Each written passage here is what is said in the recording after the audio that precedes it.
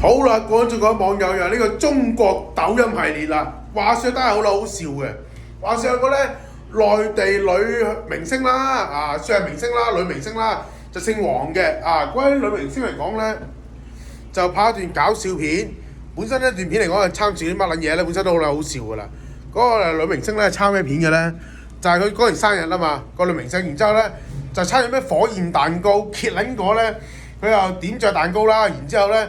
就吞咗就飲吞咗酒精就升咗96度嘅，然之後一噴，一噴就細鳩你啦 ，Unifier 好似加拿大王嗰個和尚咁樣啦。不過個和尚啲火又唔會翻嚟嘅。不過咧嗰個女明星咧噴啲火出嚟咧，就要翻去個塊面度嘅。驚嗰個女明星咧就燒鳩傷咗塊面，爭啲毀容。後尾咧嗰個女明星就話啦：屌打唔撚負責任撲你一街，都唔講明清楚。首先咧真係唔好怪鹹濕啊！呢咁嘅女仔咧真係好撚易屌嘅，真係好撚正嘅。大佬個樣唔差，最近都冇腦嚟講嘅話咧，咁呢個女仔咧應該好撚好屌嘅。咩嚟㗎啦？話說個女明星嚟講嘅，喂大佬啊，我真係唔想冰隊 Victim 嘅，我唔想串你啲弱智人士嘅。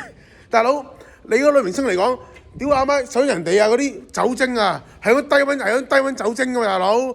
嗰啲好似有啲咩火焰咩蘇芙利咁樣，嗰啲係用低溫酒精㗎嘛，大佬96度一嘢噴埋去，大佬我唔知街頭霸王嗰個 Unifier 咧個和尚咧係咪用呢個原理嚟噴火？但肯定咧，如果和尚咧係用你嗰啲方式嚟噴火嘅話咧，個和尚燒緊自己啦，何況大佬你有冇 fact check 過嘅咩？你本身冇再者呢樣嘢咧就好似當年咧麥當勞一鳩樣，麥當勞啲白超回審團咧就判咗個咧阿姐咧。就因為咧佢麥當勞冇標籤啦，驚個阿姐咧飲杯嘢係6撚親，後尾揀到咧就判咗阿姐勝訴，賠咗一筆，麥當勞賠咗一筆俾阿姐，從此麥當勞驚鳩啦，麥當勞咧就寫到明話啦，嗰啲嘢熱㗎，使乜辣嘴啊咁樣。其實講真啦，呢啲常識嚟啊嘛，唔通你飲杯熱奶茶會有一個冬天雪沙嘅感覺咩？唔會6撚親嘴咩？你唔小心會6撚親嘴咯。如果咁樣嘅，我當年細個我攞罐頭揼緊自己隻腳唔通我告鳩罐頭公司話你仆街罐頭公司我唔撚細個當年點解你唔識警示話我揼隻腳唔會揼撚爆腳趾咁樣我咁樣好屈鳩人嘅咩？都唔係屈鳩人嘅，責任應該將責任俾推人身上咯。